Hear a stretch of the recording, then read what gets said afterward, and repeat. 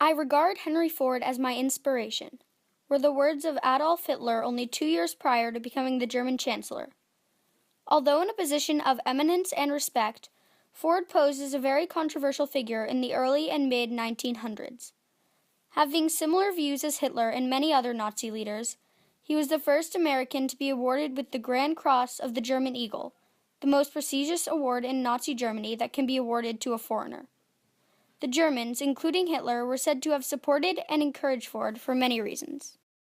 Although a controversial figure, Ford's automobile industry would revolutionize the everyday lives of American citizens and industrialize the process of manufacturing for centuries to come. Henry Ford utilized his position of influence among the press and in the automobile industry before, during, and after World War II to leave a lasting impact with his ardent anti-Semitism, pacifism, and environmental destruction. Henry Ford spent his early life working on his family farm near Dearborn, Michigan. Ford would eventually rise to become one of the wealthiest and influential men in the United States of America in his time period, but he started life as any other working-class citizen. Because of his early life, Ford understood the isolation resulting from a middle-class life spent on a small farm. One of his main aspirations was to be able to market his automobiles to lower and middle-class people, and he deeply desired to give small-town citizens the ability to travel. Henry Ford expressed that he wanted his automobiles to be so low in price that no man making a good salary will be unable to own one and enjoy with his family the blessings of hours of pleasure in God's great open spaces. Ford's statement expresses his feelings surrounding his view on the price that automobiles should be sold at. Starting life as a middle-class boy, Ford understood the need to venture outside of a small town to see other parts of the world. To achieve this, Ford's automobiles were priced extremely low, especially his most famous car, the Model T. In 1908, more than 10,000 of them were sold for $825, a price that was unthinkable in this time period. Ford was able to lower the price of his cars further with the assembly line, a process that would quicken the assembly of his cars and bring manufacturing rates to a new high. In 1903, Ford established the Ford Motor Company, an automobile company that he would run until it was passed down to his son. Through this company, Ford would design and create the Model T, a car that would industrialize the way automobiles were built. It was in this company that Ford would also design the assembly line and implement his $5 a day wage.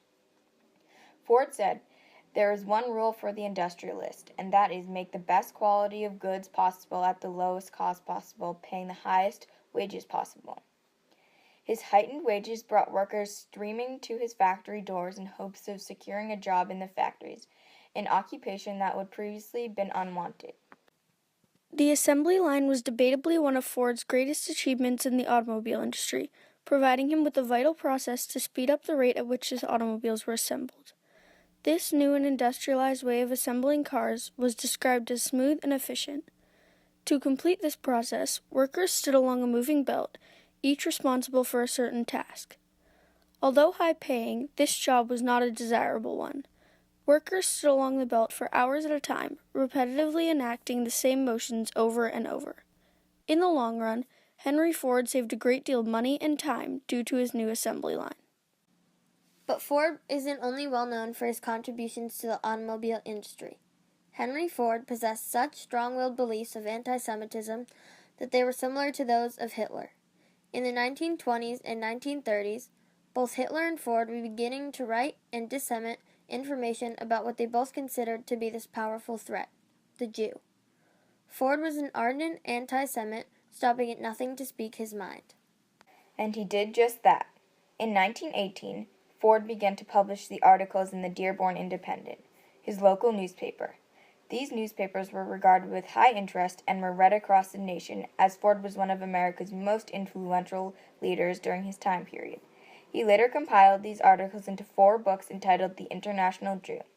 In these volumes, he made many attacks on Jews, often generalizing the entire race to single characteristics.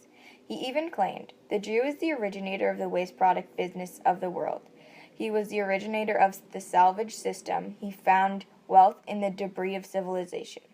Ford essentially credited the entire existence of evil in the world to Jews. And because Ford was so highly followed by the press, his articles were posted in headlines globally. The Dearborn Independent was distributed and sold in Ford dealerships across the nation, allowing the newspaper to circulate around America even more. Throughout the Dearborn Independent, Ford published articles that would refer to Jews in every possible context as at the root of America and the world's ills. Ford posted his many anti-Semitic opinions as factual pieces in his articles, leading many of the readers to interpret the excerpts as fact. One of these excerpts, The Protocols of the Elders of Zion, was a highly anti-Semitic piece of writing that was originally from Russia and was later translated into English. These protocols are pronounced an anti-Semitic forgery at a 1993 court ruling in Moscow. The protocols were later banned. The Dearborn Independent was the basis of Ford's anti-Semitic views. Some people agreed with him on how he perceived the Jew, but others strongly disagreed. Many people spoke out against Ford and his views, not backing down to claim him as highly anti-Semitic, but Ford mainly disregarded what was said and continued to share his views about the world. Henry Ford was a very avid pacifist figure when it came to the matter of war, producing few resources for the United States and its allies for World War I and even the first few years of World War II in Europe.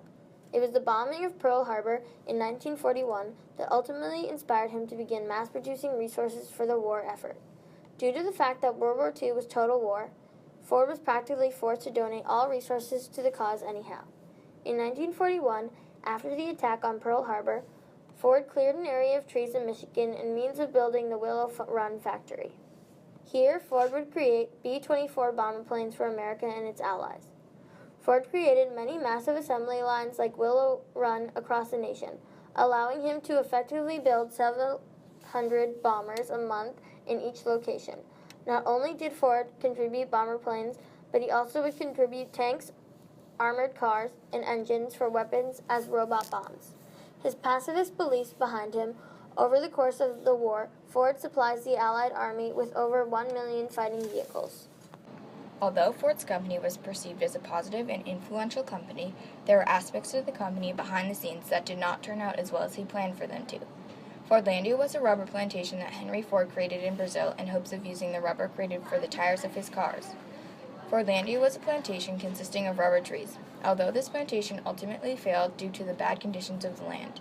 NYU professor Greg Grandin wrote a book on Ford's project entitled Fordlandia, The Rise and Fall of Henry Ford's Jungle City. In an interview in 2009, he explains the ultimate failure of Ford's plantation. He said Ford spent about $1 billion on this project and not one drop of latex made it into a Ford car. It was an absolute failure. Despite Ford's previous success in the automobile industry, he was unable to succeed in this field. The failure of Fordlandia can be accounted for by many aspects, including certain bugs that ate away at the trees. By planting his rubber trees so close to the Amazon, Ford essentially created a large incubator. In the same interview by Greg Grandin, he explains, "Caterpillars and pests and blight just devastated the plantation, giving his trees little to no chance of survival. Also, the quality of food and living Ford provided his workers with were not satisfactory. All these aspects added up and conclusively led to the great failure of Fordlandia." Despite the fact that Henry Ford was brought up as a middle-class farm boy, Ford rose to become an influential figure in the early and mid-1900s. Featured in headlines across the nation, many of Ford's ideas and views surrounding industrialization and political and social ideologies were revealed.